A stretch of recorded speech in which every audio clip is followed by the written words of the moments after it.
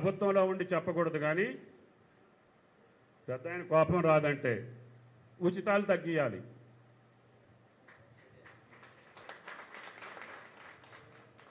ఆ ఉచితం ఎవరికి ఉండాలంటే అర్హుడికి ఉండాలి, అర్హుడికి ఉండాలి, నిరుపేదకు ఉండాలి.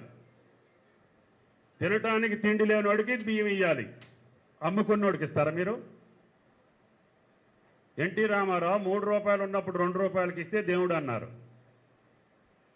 ఇప్పుడు 60 రూపాయలు ఇస్తే కూడా ఉచితంగా ఇస్తారా మీరు? అప్పుడు మిమ్మల్ని ఏమంటారు? పద్ధతి కాదు కదా. మీ ఊళ్ళో కార్డు లేనోళ్ళు ఒక 10-20 మందిని తీసుకురండి, రేషన్ కార్డు లేనోళ్ళని. అంటే అందరూ పేదవాళ్ళేనా?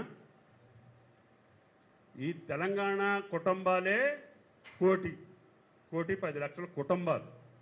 మీ కార్డులు వచ్చి 1,25,00,000. అంటే పక్క రాష్ట్రాల్లో కూడా ఉన్నాయి ఇక్కడ కార్డులు. చేస్తాం, మీ సలహాలు కూడా ఇవ్వాలి. రైతు భరోసా ఎట్టు ఇవ్వాలి? రైతు భరోసా భూ ఆసాంకి వెళ్తుంది, పంట పండించినోడికి రావట్లేదు. వాళ్ళిద్దరి మధ్య సఖ్యత కుదరట్లేదు. వీడికి గడవక పొలం చేయాల్సి వస్తుంది కౌలుదారు వెళ్ళి.